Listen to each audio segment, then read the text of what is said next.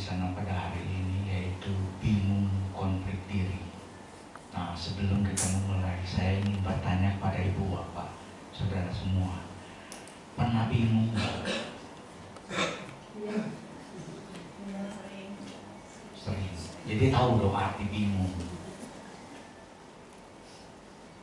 Batin tidak bisa memutuskan sesuatu A atau B sehingga goyang gitu kan. Nah, konflik diri pernah? Saya akan menguraikan beberapa contoh fenomena yang terjadi umum. 3 jenis saja, nggak usah banyak-banyak ya. Contoh, misalnya ada satu keluarga, dia punya anak kandung, punya anak tiri. Kemudian karena perbuatan suatu hal yang dianggapnya keliru oleh orang tuanya, dilakukan oleh anak kandungnya, dimarahin. Tapi kalau ke anak tirinya enggak, timbul pikiran enggak pada anak itu, anak kandungnya itu, kenapa ya kok gue gitu kan? Lu pingin terus di situ dipikirin, kenapa kok gue? Nah, mungkin di satu keluarga ada yang kejadian seperti itu. Tentu keluarga itu di luar dari keluarga yang hadir di sini, karena nggak masuk dalam survei, ya kan? Terjadi di luar begitu, bingung, kenapa gue? Nah, bisa aja di kantor, karyawan dengan karyawan lainnya kan, bisa aja ke sebelah berpihak sehingga dipikirkan oleh karyawan itu looping. Dia pikirin terus, bingung begitu ya, sampai bingung, membingungkan buat dia, nggak ada jawaban tuh, nggak terjawab. Kenapa saya? Kenapa jadi saya? Gitu kan? Nggak ada bisa dijawab. Nah, ini bisa menimbulkan akhirnya kebingungan bagi orang itu. Bisa di rumah, bisa di kantor, bisa dimanapun, organisasi atau wihara, bisa juga terjadi. Kok dia disapa, saya enggak? Dipikirin terus looping. Dia disapa, aku enggak. Dia disapa, aku enggak. Apa bedanya aku dengan dia? Aku enggak, dia disapa, aku enggak. Terus dipikirin looping. Akhirnya bisa timbul orang tersebut bingung terhadap dirinya, ya kan? Karena nggak terjawab saat itu keputusannya apa yang benar. Yang benar tuh harus disapa atau tidak. Merasa beda-bedakan, timbul kebingungan. Itu satu hal.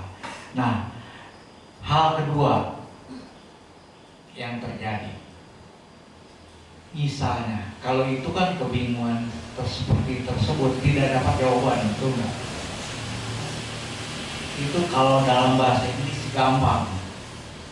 Dalam bahasa Inggris kan ada konflik diri, self konflik, ada disonan, ada diffuse namanya. Dia diffuse, nggak tahu yang sesungguhnya apa, gitu, nggak ada jawaban. Nah, itu kasus pertama. Kasus kedua, orang-orang tertentu kalau bangun tidur masih ngantuk suka gulang-guling kan, gulang-guling gitu kan. Dengar-dengar keluarga udah bangun nih, tapi dia masih, aduh kerja nih, malas tidur lagi gitu kan, gulang-guling. Jadi antara kerja sama istirahat rebutan. Satu pengen kerja takut telat, tapi satu lagi enak, tanggung, tidur lagi. Terjadi seperti itu di luar dari yang grup di sini, ya, di keluarga lain terjadi begitu. Pernah melihat hal seperti itu, Ibu apa? Kadang-kadang kita lihat, kita saksikan, ya kan? Nah, artinya orang itu tahu kan, dua-duanya berguna, betul nggak? Berguna, saling berebut.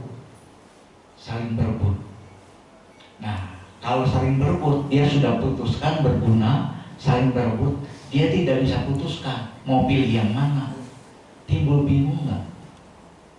Nah, itu pada contoh tidur.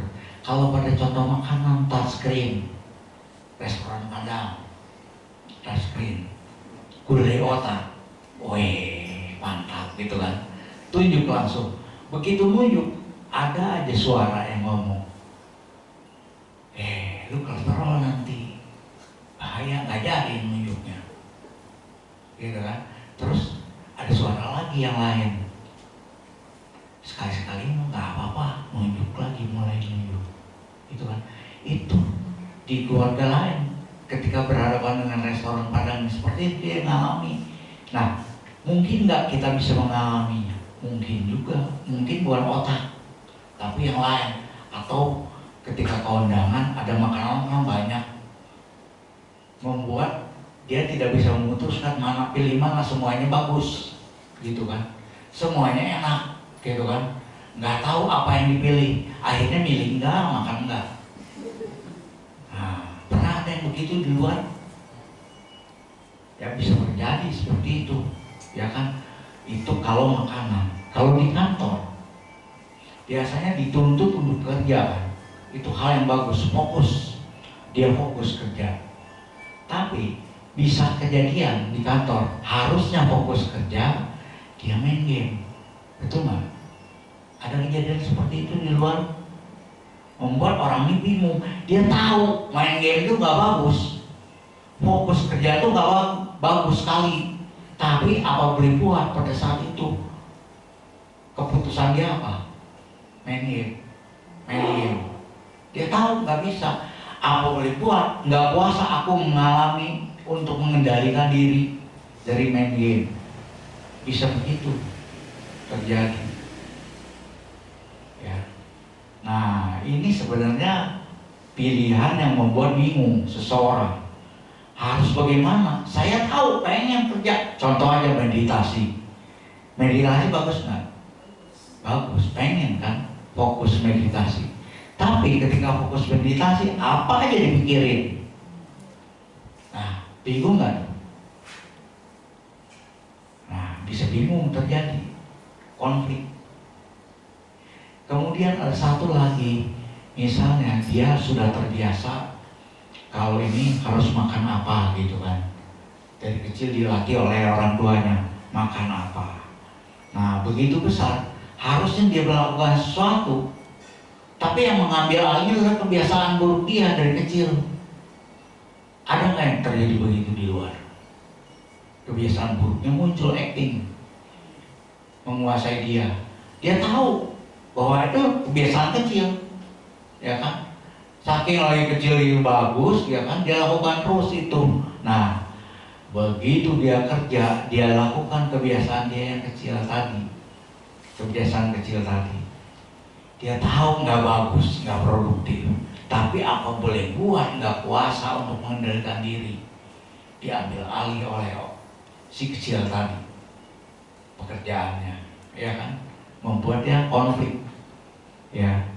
Jadi 3 fenomena tadi beda-beda.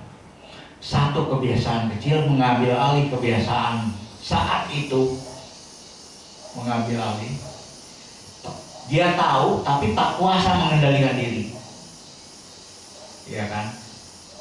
Nah, yang satu lagi,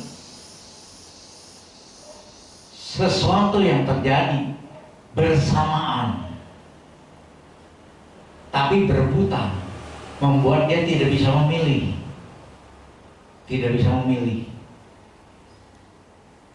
Nah, yang ketiga, jadi tadi adalah kebiasaan waktu kecil mengambil alih kegiatan saat ini tanpa kuasa dia kendalikan, walaupun dia tahu. Pernah nggak ada kejadian gitu di luar? Pernah, saya yakin. Yang kedua, konflik. Ini A bagus, ini B bagus. Saya nggak bisa memilih A atau B. Kalau disuruh makan aja bingung. Makan apa? Terserah deh, semua enak katanya. Gitu kan? Pernah kejadian ngalamin nggak teman-teman atau saudara yang seperti itu? Terserah deh, semuanya enak. Saya oke aja, nggak bisa pilih, ya kan? Nah, itu membuat kebingungan. Belum lagi yang tadi, kejadiannya hebat. Yang kedua juga hebat. Dua-dua ingin acting. Dua-dua berebut seolah-olah mana dulu nih, seolah-olah, sehingga orang tersebut nggak bisa memutuskan. Nah ini kalau dalam istilah dhamma, ada dua istilah dalam dhamma yang berhubungan dengan kasus-kasus tadi. Udaca pernah tahu? Gelisah. Itu kan terjemahan bahasa Indonesia. Gelisah. Hakikat sesungguhnya secara abhidhamma yang disebut dengan udaca itu pikiran, kesadaran kita nih nggak bisa fokus ke objek. Artinya banyak objek kan, semua pengen dipikirin, nggak bisa fokus, goyang terus, nggak bisa fokus, nggak selesai tentunya, nggak produktif, betul nggak? Itu sifat dari udaca. Kalau konflik diri itu lebih banyak ke wiciksa, ragu-ragu orang melakukannya. Dua-duanya bagus, nggak bisa diputusin, jadi ragu dia. Nah ini pernah ngalamin gitu nggak? Nah itu ada dua istilah, jadi yang satu udaca, yang satu wiciksa. Beda sifatnya kan. Kalau udaca itu dia betul-betul tidak tahu, ya gelisah, nggak bisa mikirin, atau semua dipikirin. Kalau boleh semua dipikirin gitu kan. Akibatnya apa? Insomnia, nggak bisa tidur. Di luaran banyak loh, nggak bisa tidur. Kenapa? Saya harus pikirin kerjaan buat besok, padahal udah waktunya istirahat malam. Ketika malam terjadi, ada pikiran tertentu pengen istirahat. Jam 9 istirahat, udah biasa dari kecil gitu kan. Jam 9 deh istirahat deh. Tapi ada satu lagi model pikiran kita, jangan beres dulu, jangan tidur dulu, pikirin dulu buat besok gitu kan. Dia pikir terus, istirahatnya enggak, mikirnya nggak beres, nggak tidur, insomnia, tidak bisa tidur. Akhirnya ke dokter, psikiater gitu kan. Padahal fenomenanya itu objek dua-dua bagus, ya kan? Yang satu pada tempatnya, dia lagi apa harusnya istirahat, ya istirahatlah gitu kan. Tapi nggak pada tempatnya, saat yang istirahat tersebut dia acting, ya kan. Nah ini dua hal yang tiga hal yang perlu kita ketahui, bisa membuat orang bingung dan konflik diri. Kalau hal-hal seperti itu terjadi pada diri kita, ada ciri-cirinya. Jangan melibatkan diri pada orang tersebut. Orang itu kan bisa aja curhat, betul nggak? Kepada ibu bapak, betul nggak? Nah ketika dicurhatin kepada ibu bapak, itu kan akan berpengaruh terhadap ibu bapak. Kalau nggak kuat, terbawa, betul nggak? Terbawa. Nah di dalam Sambhasa Sutta, kalau kita belum kuat, salah satu tip Buddha, hindari. Jadi kita harus berhindar dari orang yang suka curhat seperti itu. Kecuali kita nggak bisa menghindar lagi, dengerin curhatnya kan, betul nggak? Ya kalau nggak bisa menghindar lagi, mau nggak mau dengerin curhatnya. Kedua, kita harus terlanjur di dalamnya bingung, set prioritas. Apa yang mendukung tujuan hidup saya? Kalau tidak bisa mendukung, ya kita harus hindari, betul nggak? Tapi kalau bisa mendukung, kita harus pilih, gitu kan? Nah ada satu penting dalam secara dhamma, kita tujuan hidup tidak hanya satu, bisa banyak. Kesehatan, materi, gelar, pendidikan, ya, spiritualitas, itu kan tujuan semua. Boleh pilih salah satu, pilih satu yang paling urgent. Tapi di luar yang paling urgent, ada urutan nomor 2, nomor 3, nomor 4 gitu kan. Itu juga bisa jadi tujuan, bukan satu. Bisa jadi tujuan kita. Saya sering kalau ke wihara, saya tanya tujuan hidup kamu apa? Apa yang nggak tahu ya Pak? Wah, itu ibarat yang lalu saya pernah ceramah di sini. Ibarat kita ada di kapal, di perahu, di tengah samudra, gelap gulita, bingung diombang-ambing ombak, ke bawah kemanapun, betul nggak? Gampang ke bawah. Artinya orang yang naik perahu diombang-ambing ombak kegelapan itu, dia harus tahu ada mercusuar. Oh itu, maka dia akan berupaya ke mercusuar, betul nggak? Nah, mercusuar itu ibarat tujuan hidup kita. Kita harus punya tujuan hidup. Mau sehat, mau kaya, gak salah. Karena ada 5 kata Sang Buddha tujuan hidup kita yang diinginkan oleh orang awam. Kita kan umat awam semua, bukan biku. Kalau biku tujuannya satu, merealisasi pencerahan secepat mungkin. Hanya satu itu. Karena ketika dia dihabiskan mengucapkan janji itu hanya satu. Nah kalau umat awam, orang sehari-hari aja berkeluarga, kadang kerja, kadang dagang, kadang jadi sopir, jadi pembantu, ya kan? Tujuan semua. Ketika dia sedang topinya topi keluarga, tujuannya apa? Keluarga harmonis. Tapi ketika dia lepas topi, pakai topi sehat, tujuannya dia supaya sehat, nggak sakit, gitu kan?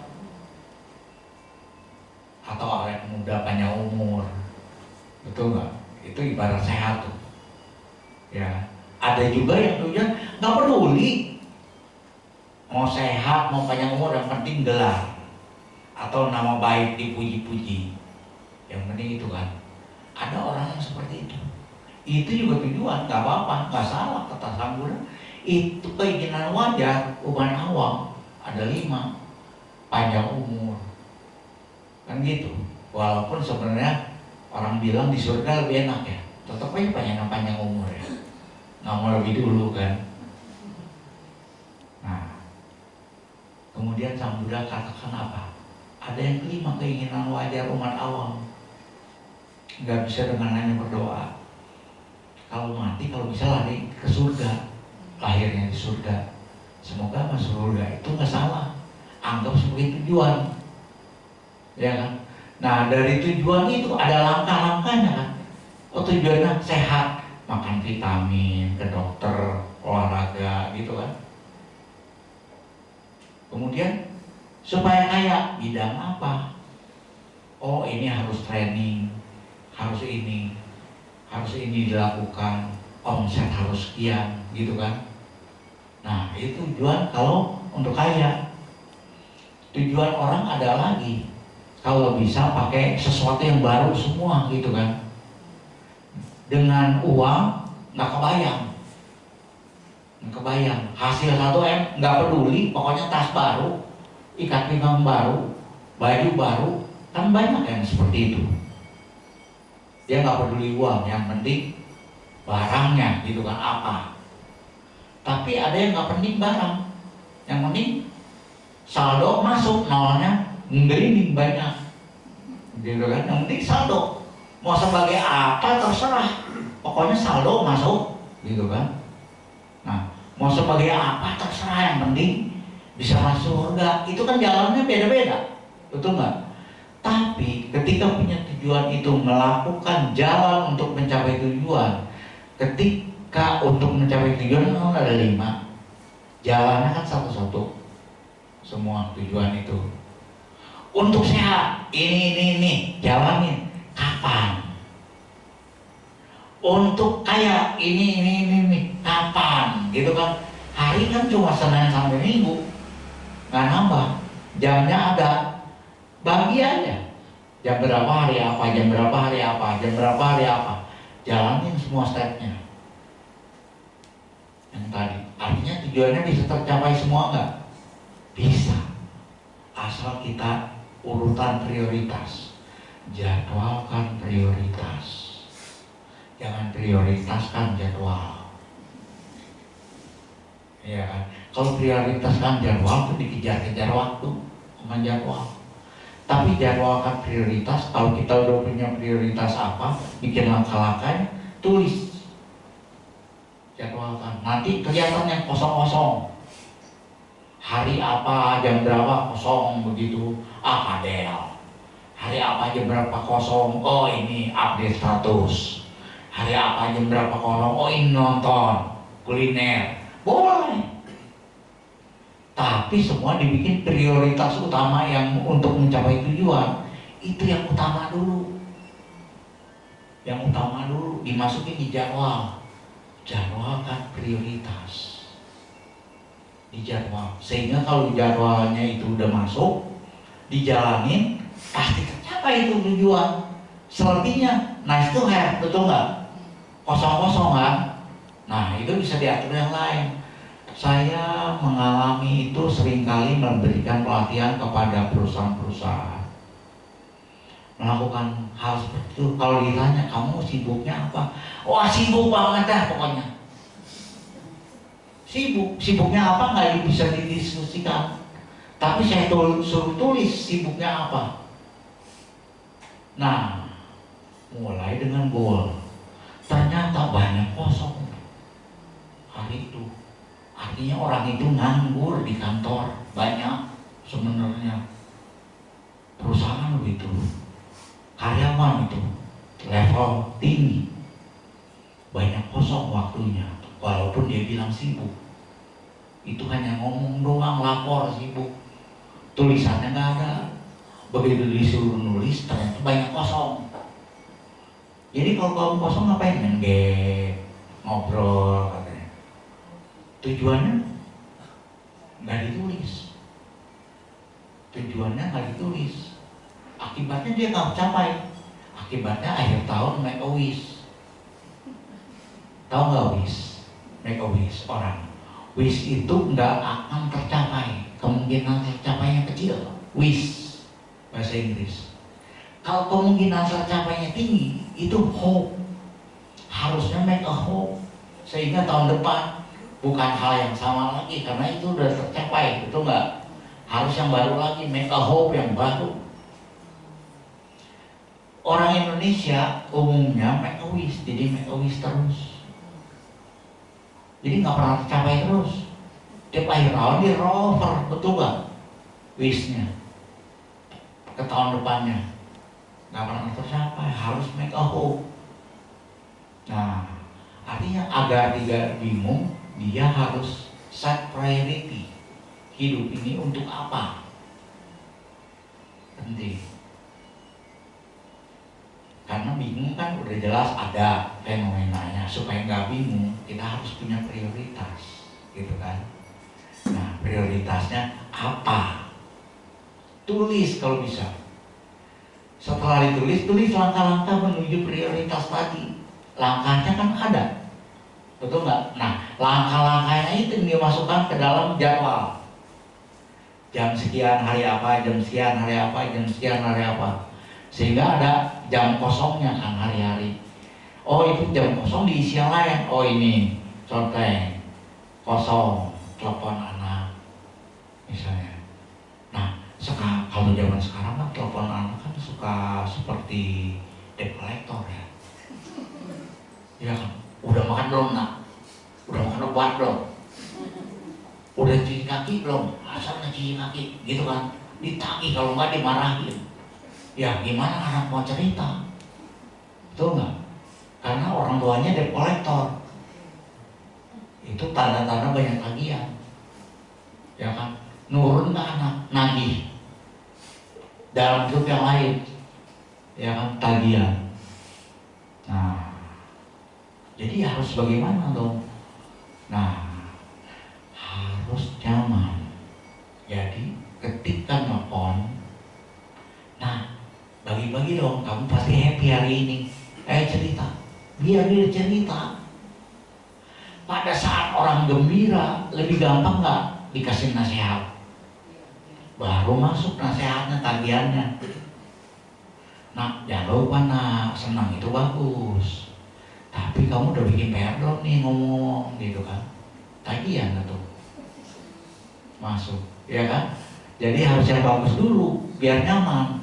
Kalau udah nyaman, ditagih gampang. Kalau cari dana, orang yang lagi happy gampang keluar, cicai lah, gitu kan. Tapi kalau lagi mumet gimana? Lagi mumet dipindahin dana, sorry gak keluar, susah. Tandanya apa? Nyari dompetnya susah banget keluarnya. Nah, kalau hal yang ini ya kan? Wah dari ini penting, tunggu dulu, ada tekniknya. Semua boleh penting, tapi jadi bingung, nggak dilakukan. Apapun ada prioritasnya. Misalnya meditasi seperti tadi, Abang. Meditasi, ini waktunya bermeditasi, harusnya ngomong pada diri sendiri kalau kita bingung. Sebenarnya dia lagi ngapain nih? Meditasi. Meditasi itu berkonsentrasi kepada satu objek gitu kan. Objeknya apa? Kebetulan tadi dikasih tahu nafas, ya kan? Harus tahu nafas, gitu kan? Oh, objeknya nafas. Saya harus komitmen ngomong pada diri sendiri. Ngomong pada diri sendiri ini mirip kelas. Kalau di kelas, setiap murid punya keinginan nggak? Punya. Ada yang curhat nggak murid? Ada yang cari perhatian. Entah gurunya ditipu, entah dia ngomong sendiri, entah teman digangguin, ya. Itu kan butuh perhatian. Artinya guru itu kalau nggak mau ngajak komitmen diganggu terus, betul nggak? Diganggu terus. Nah kita tuh begitu. Oleh karena itu kita berkomitmen pada diri sendiri, yang seperti tadi, suara-suara tadi, atau kepingin tidur, kepingin meditasi, kepingin mikirin yang lain. Penting tahu, tapi ini saatnya meditasi. Ayo kita sama-sama yuk. Kita ajak semua bagian diri kita untuk fokus ke objek, fokus ke situ, sehingga bisa berjalan. Kalau enggak diajakin ngomong, lu kayak orang gila ngomong sendiri, gak apa-apa. Karena orang nggak ngerti itu, yang ngerti kita kan, ya kan? Ngomong aja, tanya pada diri, "Man, kamu lagi ngapain? Meditasi ini." Oke, ayo kita semuanya meditasi ya sekarang. Lu juga bakal pikirin karena penting. Yang penting tadi bakal dipikirin juga. Tapi nanti ada waktunya, kita share waktunya. Jam 9 kita pikirin yuk bareng-bareng. Jam 8 kita pikirin yuk. Atau begitu beres meditasi, kita bareng-bareng pikirin yuk. Nah, jadi yang dipikirin dapat porsi, dipikirin. Kalau nggak terus kayak murid sekolah tadi, ngeganggu terus kalau nggak diajak komitmen tuh murid, ngeganggu pasti ngeganggu guru itu. Maka guru itu harus berdialog dengan murid-murid tersebut. Nah, kita sedang ini nih, sedang belajar ini. Yuk konsentrasi ke sini dulu. Kamu lagi mikirin apa, Nak? Oh, lagi mikirin ini, Bu. Ya, ntar kita pikirin sama-sama ya, jam segini. Nah, janjiin pikirin sama-sama jam segini. Jadi disiplin. Disiplin. Pada waktunya disiplin juga. Dengan objeknya yang disiplin juga. Objeknya jangan dikasih kebebasan. Karena pikiran ini maunya kemana-mana, ya kan? Nah, itu yang menyebabkan kita nggak bisa konsentrasi, udah capek. Yang ujung-ujungnya timbul kebingungan kita. Apa sih maunya hidup ini? Begitu kan?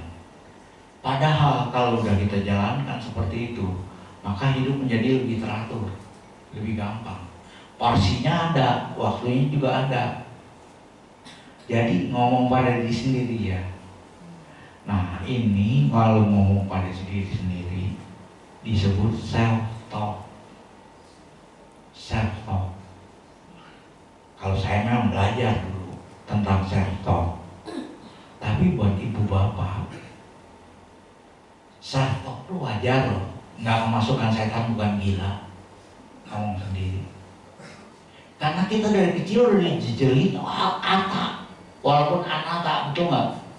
Tapi dari kecil tak, kita manfaatkan si ata ini, si aku, ego ini, jadi benar, gitu kan? Kalau atanya udah benar, bagus nggak? Baru upgrade ke anata. Nggak bisa langsung anata, nggak mau didengar. Bodoh amat ya lu, gitu. Lu sebut anata, buktiin gua ata, ego. Masih punya ego kan? Manfaatkan ego itu menjadi positif. Kalau sudah positif, baru pelan-pelan ke pemahaman anatta.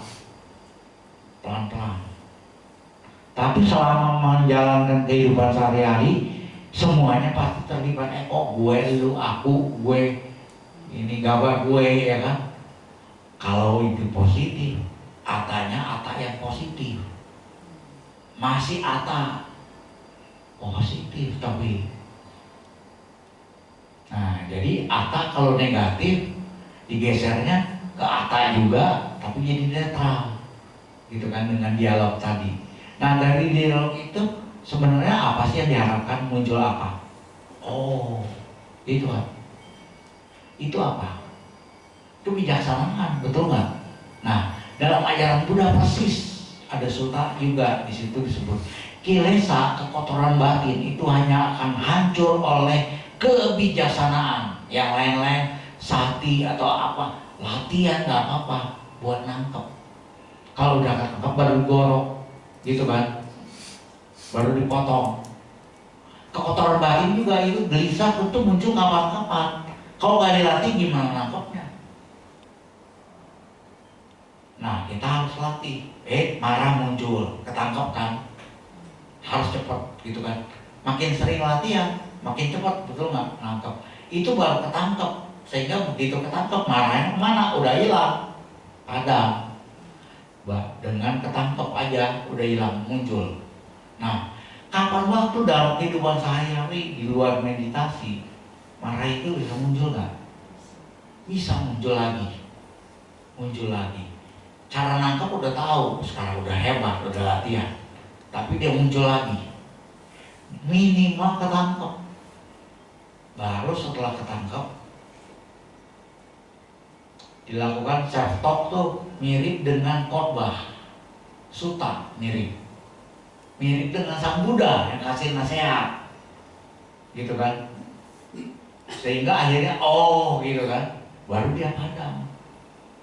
Kotoran batin, keraguan itu padam. Karena pertamanya keraguan itu muncul, kebingungan itu muncul pertamanya karena kita tidak tahu. Kalau udah tahu mah nggak bakal muncul, betul nggak? Jadi yang tadi konflik diri itu dia nggak tahu tuh yang sesungguhnya harus diprioritaskan yang mana. Ke bawah tidur akhirnya, harusnya rajin ya, karena dia nggak tahu prioritasnya yang mana, nggak pernah diprioritasin, jadi bingung milihnya antara tidur dan bangun. Tapi kalau dia udah prioritasin, artinya dia udah punya imun, kebijaksanaan. Ini prioritas gue harus kerja hari ini. Nah dia bangun, pasti terbentuk disiplin. Kalau sering dilakukan, kata orang penelitian 21 hari katanya. Jalanin aja. Ujungnya kebijaksanaan kok yang memutuskan. Kebijaksanaan dari riset 21 hari dilakukan terus jadi kebiasaan. Nah kebiasaan ternyata ini kebiasaan, kalau kebiasaan yang jelek ke bawah nggak bisa ngambil alih kebiasaan yang bagus. Terus dia tahu lagi ini jelek tapi tak kuasa melakukan terus. Nah orang di luar banyak nggak kejadian begitu, banyak kejadian begitu. Oleh karena itu karena kebiasaan boleh, tapi biasain yang bagus saja. Sehingga kalau itu mengambil alih, udah bagus dulu, ya kan? Udah bagus dulu. Terus kita kasih risetnya ke anak-anak. Ini kamu melakukan ini, kebiasaan ini bagus loh. Ingat loh, kebiasaan bagus ini harus bagus dilakukan. Tapi kamu kalau melakukan ini harus konsentrasi. Prioritasnya mana gitu. Sehingga dia punya dasar-dasar kebijaksanaan. Kalau sudah dia bawa sejak kecil itu biasanya bagus, tapi kebijaksanaannya berkembang nggak? Berkembang, sehingga nggak mengambil alih kegiatan. Karena banyak kejadian kebiasaan santai itu bagus, tapi ini mengambil alih kebiasaan bekerja, sehingga nggak bisa kerja. Pengennya kerja tapi santai terus.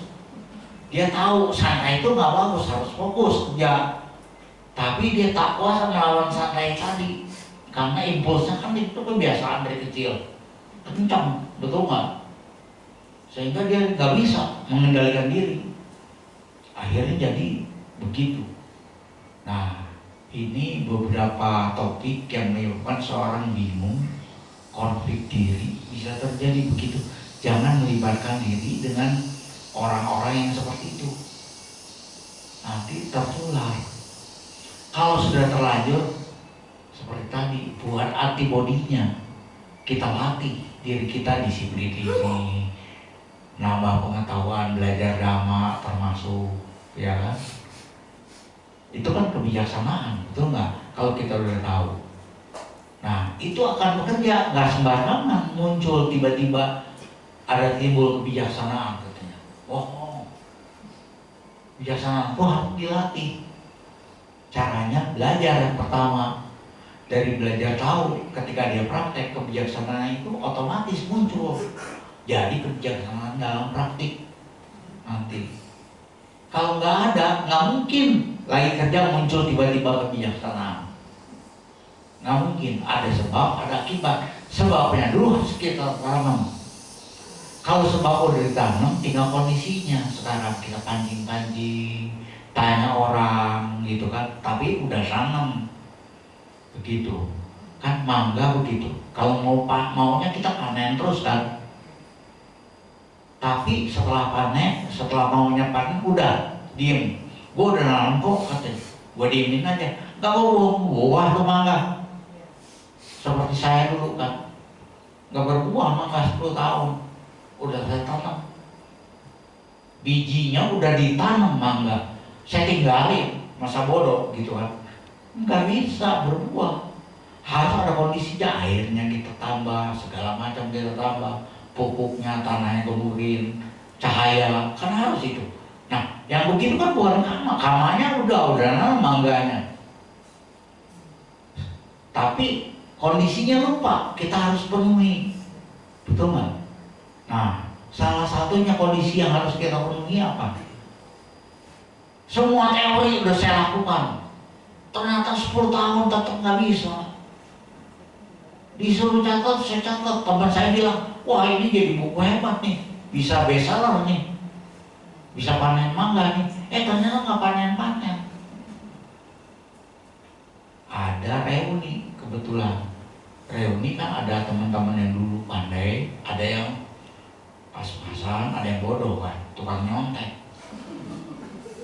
PhD 3 biji, artinya adicangan tuh.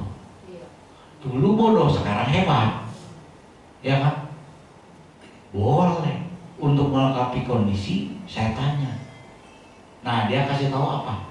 Gak ada salahnya, Mat. Kamu gak rugi, orang lain gak rugi, kamu kerokin pohon mangga. Seminggu kemudian buahnya banyak. Mana ada ilmu kerokan di mangga, di teorinya. Yang nulis juga kan belum yang penulis kali, ya kan? Artinya sesuatu itu bisa aja kita udah tahu, orang lain belum. Orang lain udah tahu mungkin, bahkan lebih tahu, mungkin aja belum ditulis, betul nggak ada teorinya. Nah, orang-orang zaman now umumnya pengen bukti, teori, gitu kan? Teorinya nggak ada nih, kan tesis gitu, harus ada teorinya. Nah, kalau sesuatu yang baru nggak ada teorinya tuh. Kalau gitu orang-orang penemu itu dari mana? Nah, ternyata ada sesuatu yang belum ditulis, bisa terjadi. Kita adop, gak apa-apa. Buka pikiran kita, jangan mentok. Istilahnya mentok di agama Buddha ini terus. Nanti ada peminta-minta yang dia ceramah, ternyata hebat, tersadarkan kita, nggak mau kita terima. Jangan begitu juga, ya kan? Artinya kita nanam itu wajib sebagai bibit. Setelah ditanam kita harus kondisi-kondisinya kita harus lengkapi. Tanya, gali, ya kan? Itu kondisi. Nih model saya pernah ceramah, ada menggunakan pepatah Chinese, memancing harimau turun gunung, gitu kan? Itu kan pepatah bisnis di Chinese. Orang kalau bisa keluar kandang datang ke kita, gitu kan? Nah, kalau dihubungkan dengan yang tadi, artinya orang itu harus ada nggak awalnya? Ada dong. Harimaunya harus ada dulu, ditanam dulu, kemudian turun gunung. Mau nggak dia turun gunung kalau sepanjang jalan pemburu banyak? Nah, artinya pemburunya sisihkan. Itu kan kondisi, betul nggak? Harimaunya ada, turun potensi. Tapi kalau dia mau turun, kalau sepanjang jalannya bagus, bersihin jalannya, gitu kan? Supaya datang. Kadang-kadang orang, wah untuk kaya harus banyak berdana katanya. Banyak atau orang dana. Wah ibu-ibu bapak-bapak udah sering berdana kan dari dulu, udah burukan berdana banyak, tapi nggak kaya-kaya. Gimana? Nah ternyata untuk kaya itu bukan hanya dana itu wajib awal ditanam, tapi kondisi sehari-hari ngomongnya sopan, apa sopan nggak dia? Nah kalau sopan itu membuka rezeki loh, menjadi faktor kondisi supaya si kamu baik berbuah. Betul? Kalau enggak ngomong kasar, mana mau orang dia urusan sama dia. Kamu tahu hilang, enggak con. Nah, kan gitu kan. Ternyata itu banyak kondisi. Nah, umat itu udah umumnya kondisi lupa. Ibu bapak jangan lupa, kondisi kita lengkapi, kama wajib dilakukan, ya kan? Nggak bisa kayak tabrak lari, udah tabrak buat kama, udah nggak bisa begitu. Kondisinya apa nih supaya berbuah? Kan pengen kama baik berbuah ya. Kalau bisa kama buruk nggak berbuah, betul nggak? Jadi kalau udah terlanjur kama buruk, kita perhatiin kama itu berkondisi juga. Perbuatannya yang buruk udah kita lakukan. Berarti supaya nggak berbuah, kondisi jangan dilengkapi, betul nggak? Jangan bikin yang aneh-aneh supaya kondisinya terpenuhi. Kalau bisa kondisinya nggak lengkap, jadi nggak berbuah-buah jadi mandul. Ahosi kama, gitu kan? Nah, umat Buddha tuh harus begitu. Jangan tergantung pada kama aja. Tunggu dulu. Kama itu wajib, yang baik harus ditanam. Tapi supaya dia berbuah, kondisikan supaya berbuah. Nah, salah satu kondisinya bertanya ke teman yang nggak bersapur, kita anggap bisa lah gitu, karena anicca kita nggak tahu apa yang terjadi antara gap waktu itu. Ya pokoknya S3-nya 3 udah jadi hebat dia. Terus ilmu kerokan lagi saya dapat dari dia, belum ada teorinya, ternyata berbuah. Nah, hal-hal itu tetap kita harus penuhi sehingga nggak menimbulkan kebingungan kita. Karena orang bingung itu dasarnya satu, yaitu moha. Moha itu innocence, ignorance. Artinya apa? Semata-mata nggak tahu. Simple. Kalau tahu itu miccariti, mungkin salah pandangan, kan bisa salah pandangan. Miccariti itu beda dengan moha. Kalau moha semata-mata nggak tahu, innocent ignorance, makanya dia tahu ini berguna tapi nggak bisa prioritasin karena dia nggak tahu tujuan hidup dia. Kalau dia tahu tujuan hidup dia bisa putusin. Ini dulu nih jalan, yang ini belakangan, gitu kan? Kalau enggak, terserah dah, makan apa aja bebas, malu, repot nanti. Tapi kita untuk masuk nibbana katanya harus turun lobanya. Gimana kalau daftar menu enak, turun lobanya? Gimana caranya kalau dihadapkan dengan daftar menu yang enak? Waduh, bagaimana ini makanan supaya bergizi, enak, tapi loba harus turun untuk mencapai nibbana. Dengan menu begitu naik apa enggak loba? Kemungkinan naik. Caranya, nah, kondisi tadi ada yang alamiah, tapi ada yang kita mikir, betul nggak? bikin kondisi. Salah satunya bertanya, kolaborasi, collaborate, kasih ke sebelah pasangan. Kalau udah punya pasangan menunya, ada lomba nggak di saya? Nggak ada kan? Pasangan, lombanya naik nggak? Malah dia pusing mikirin, si selamat apa ya sukanya? Ini bahaya nggak ya, kolesterol tinggi nggak, asam urat tinggi nggak nih? Berguna nggak buat saya? Berarti pasangan perhatiannya meningkat terhadap saya, betul nggak? Lombanya nggak ada kan? Nah, saya makannya sampai enak nggak? Nah, begitu caranya. Caranya begitu. Bagaimana berhadapan dengan menu on the track to Nibbana. Kan gitu. Ya kan? Hadapannya menunya kuliner semua di Bogor. Ya kan? Tapi on the track to Nibbana. Nah, umat Buddha harus begitu berpikirnya. Apa yang saya lakukan ini mengarah ke tujuan saya. Kalau nggak kreatif, bingung, makannya nggak enak terus, miskin terus, makanya umat Buddha. Padahal umat Buddha yang seharusnya kaya kan, karena apa? Dia tahu tujuannya, dia fokus gitu kan, harusnya kaya gitu kan. Nah ternyata dia nggak punya tujuan hidup.